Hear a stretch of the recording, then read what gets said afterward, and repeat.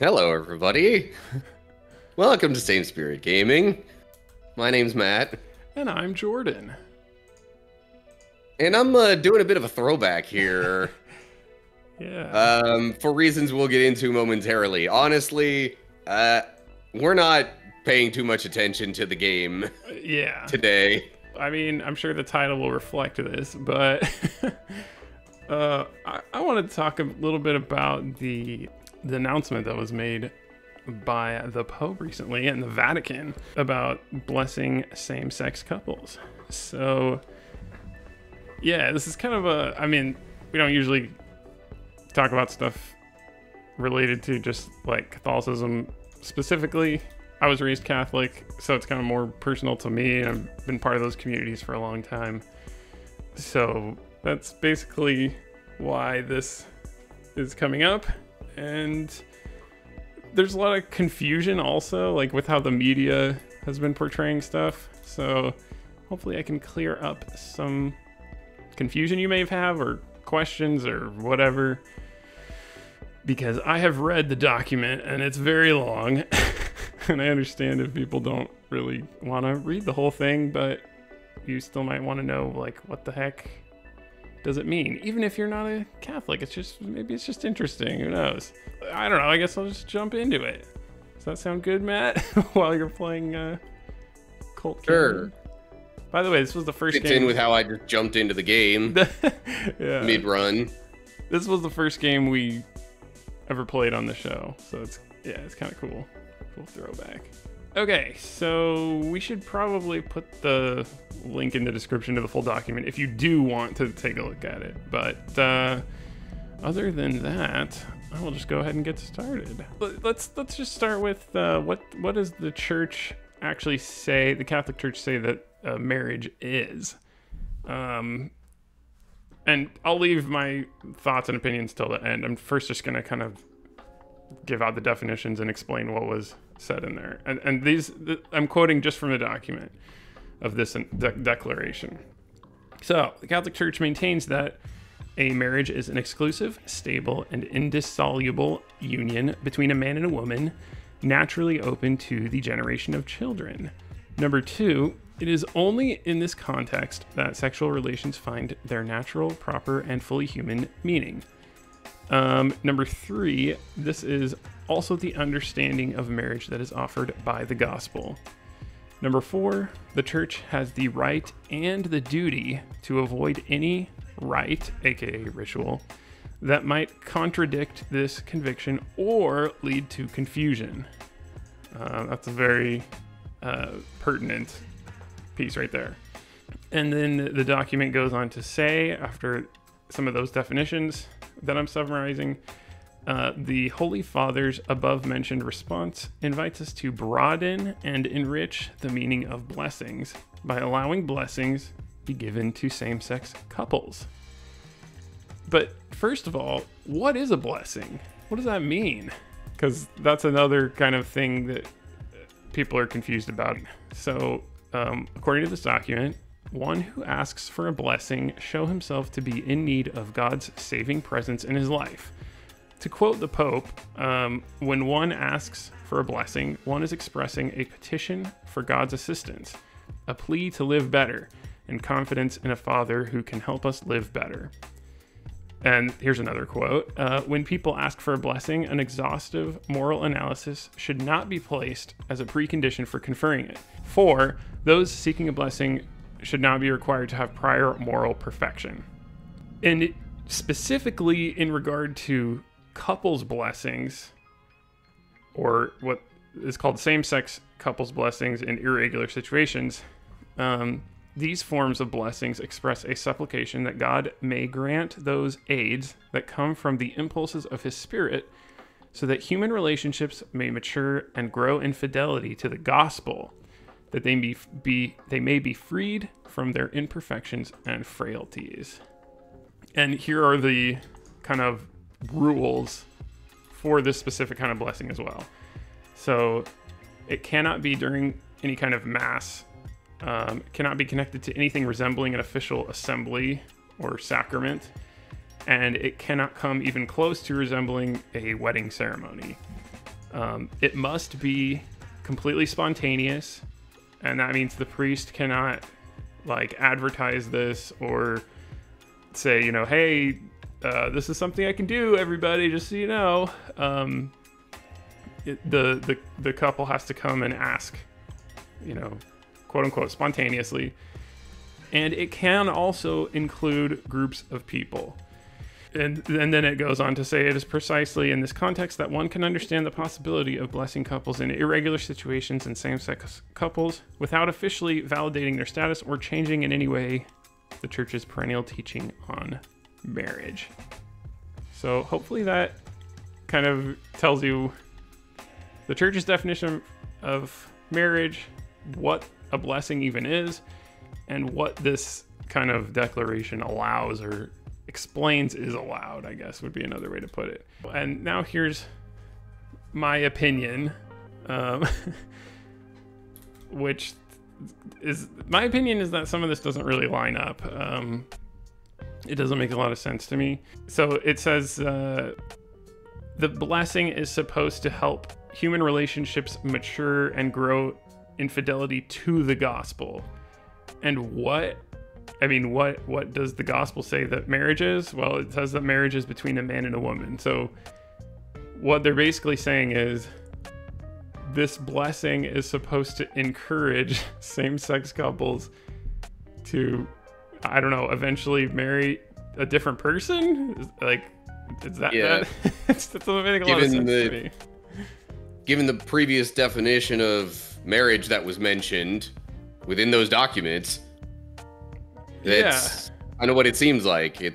You're blessing them to seek, you know, God's wisdom and, you know, impart wisdom to that effect, but the wisdom to that effect, according to what has been officially stated, is that they would ultimately end up seeking a different kind of relationship. Yeah, an entirely different life. And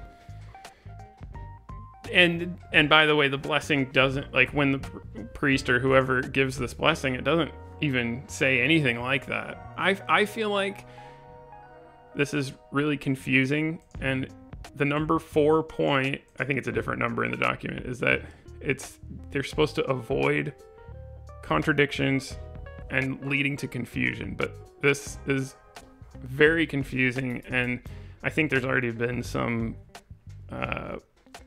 liberal-leaning priests who have said, like, oh yeah, you know, I have some same-sex couples in mind that I'm going to be blessing, which, I mean, that goes against the document, but I don't know, this just seems like it's trying to muddy the waters and make things more confusing so that priests can do that, which it's just really weird to me. I don't know. And I was telling Matt before this, like, I know that our audience is not really going to be Catholics, but yeah, this was something that I guess is more just personal to me, but I don't know how else to say it, but it seems like it's intentionally confusing, and it's going to be used for the wrong reasons. And if you're not changing any definitions or any teachings or anything, why make a declaration in the first place? Like, if everything's staying the same, you don't need to announce that.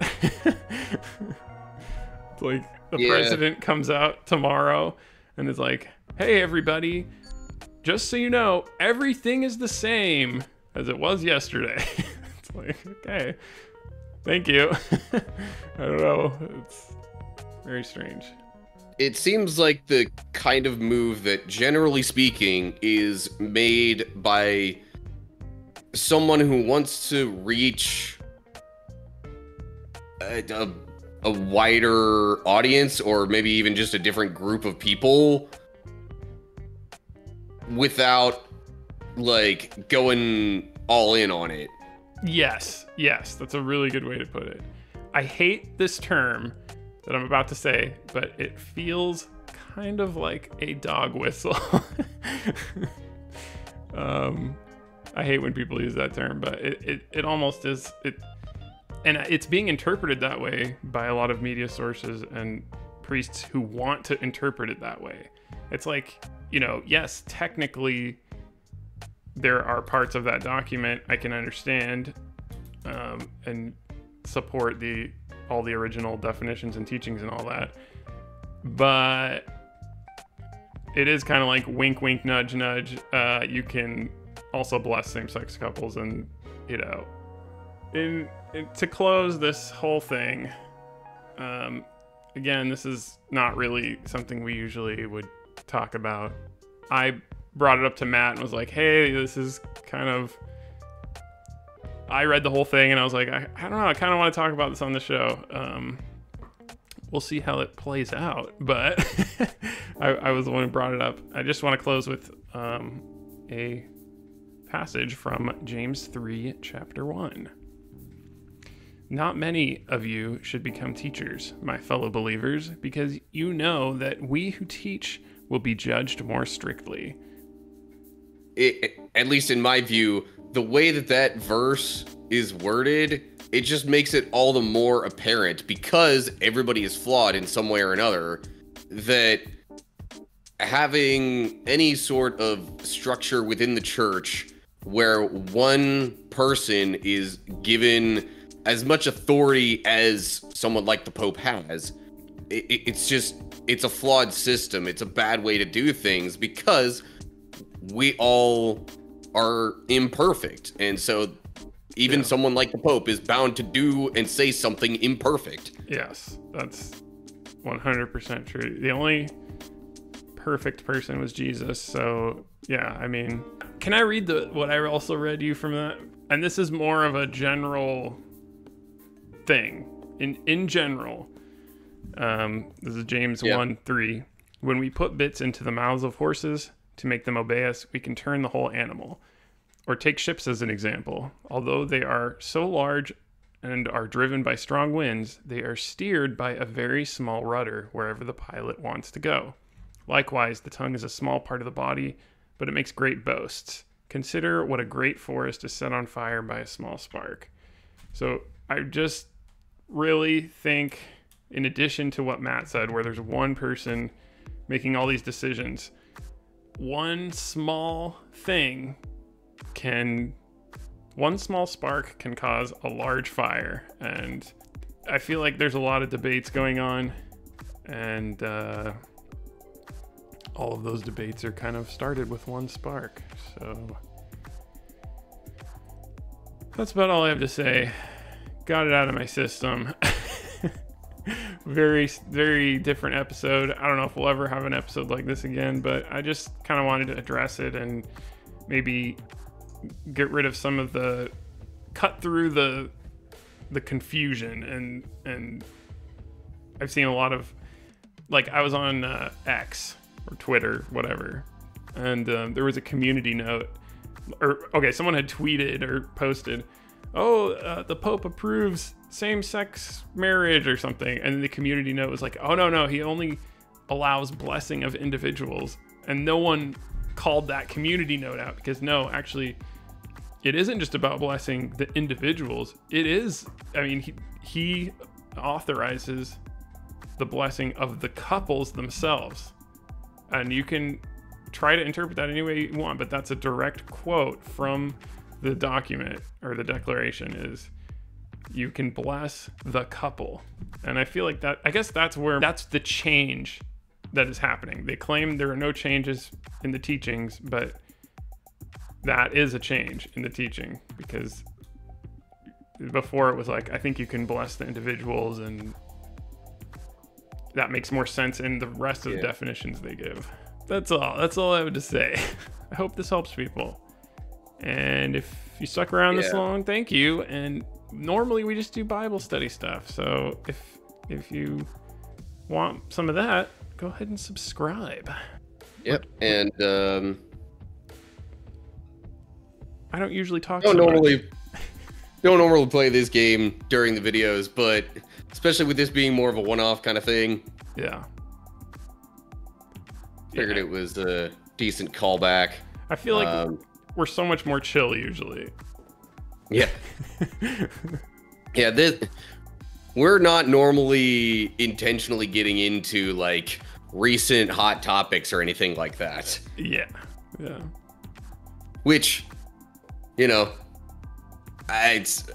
I'm not saying that we would do more of that. Right. But if you're looking for that kind of thing, maybe let us know and we can consider it. Yeah. There's unlimited hot topics out there, as everybody knows. Yeah, thank you for watching. Again, I hope this kind of helped get rid of some of that confusion, explain the document. We'll link it below because if you feel that I didn't summarize something right or misrepresented something, definitely bring it to our attention and I will read the comments. Because our main goal with this was really to try and help clear some things up. Yeah. Yeah, I'm not trying to spin it any which way. I was just trying to give the definitions as I understood everything. So. Yeah. All right. Thank you, everybody. Have a good day. And goodbye for now. Goodbye.